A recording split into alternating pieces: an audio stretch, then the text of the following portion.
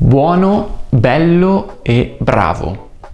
In questo video riprendiamo a parlare di questi vocaboli di cui abbiamo già parlato in questa prima lezione. Ti consiglio di dare un'occhiata prima a questo video, che è una spiegazione generale di come costruire e quando usare questi aggettivi, queste parole. In questa lezione entriamo un po' più nello specifico per capire alcune differenze particolari tra questi aggettivi. Iniziamo subito.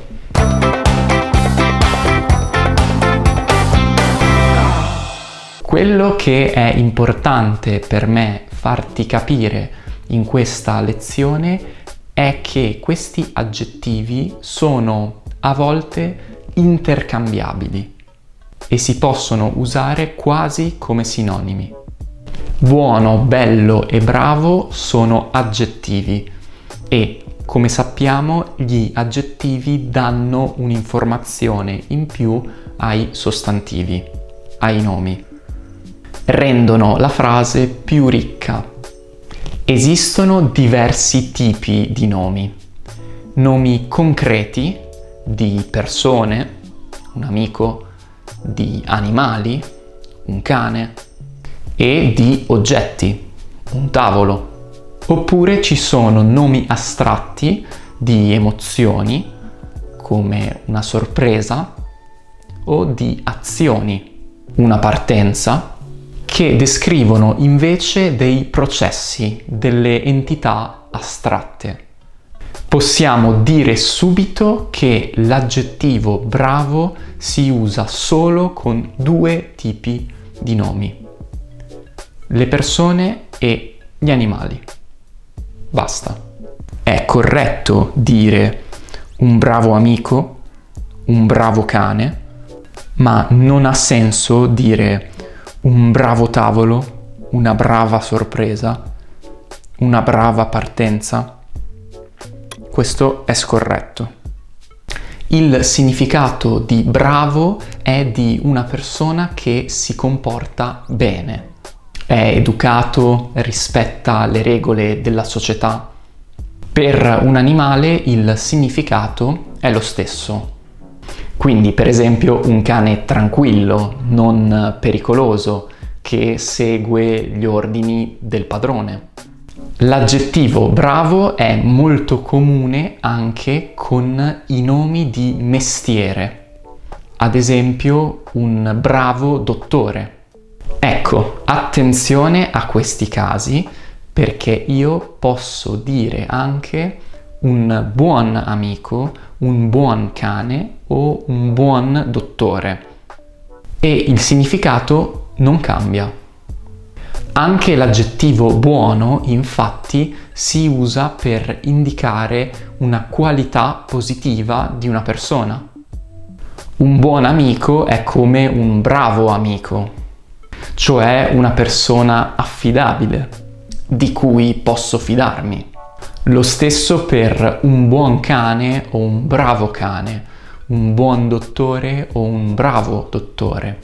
Parliamo in entrambi i casi di un dottore che sa fare bene il suo lavoro. I significati sono molto simili. Quindi, quando parliamo di persone o di animali e l'aggettivo buono si trova prima del nome, ricorda questa somiglianza tra buono e bravo. E l'aggettivo bello? Bello si usa per descrivere l'aspetto esteriore, estetico, di qualcosa o qualcuno. Ma ci sono alcuni casi in cui posso utilizzarlo come sinonimo di buono e bravo. Vediamo qualche esempio. Una buona persona, una brava persona o una bella persona. Il significato è molto simile. I tre aggettivi sono praticamente sinonimi. Una buona amica, una brava amica, una bella amica. Ci sono anche altre situazioni in cui bello e buono sono quasi sinonimi. Come sappiamo, di solito l'aggettivo bello si riferisce al senso della vista e l'aggettivo buono si riferisce al senso dell'olfatto e del gusto. Quindi il primo significato concreto di questi aggettivi si riferisce a ciò che vedo, quindi bello, o ciò che annuso e assaggio. Buono.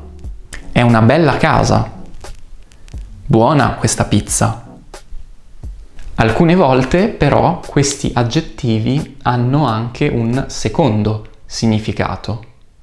Per esempio, se dico ho guardato un bel film, intendo che ho guardato un film interessante. Ho guardato un buon film. Intendo che ho guardato un film di qualità, fatto tecnicamente bene, realizzato bene. Quindi un significato molto simile a bello, a un bel film, ok? Con l'aggettivo buono c'è una sfumatura in più che riguarda la qualità tecnica di un prodotto. Quindi, quando i due aggettivi non hanno un riferimento alla vista o al gusto, hanno significati molto simili. Proviamo con un altro esempio.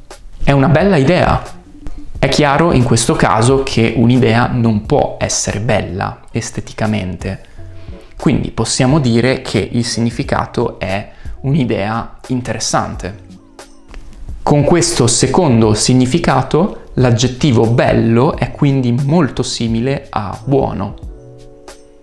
Infatti posso dire è una buona idea. Vediamo un altro esempio. È stata una bella partenza. È stata una buona partenza. Anche qui i due significati sono simili.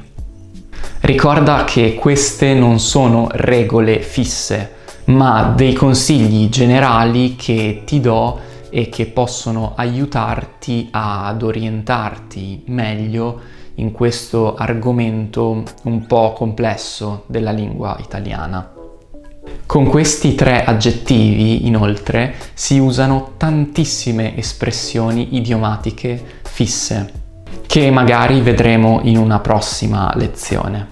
Fammi sapere se ti può interessare un video su questo argomento e se hai dei dubbi, delle domande o incertezze sulla lezione di oggi, scrivimi un commento, una domanda. Condividi questa lezione con chi studia l'italiano e noi ci vediamo alla prossima. Ciao, buono studio!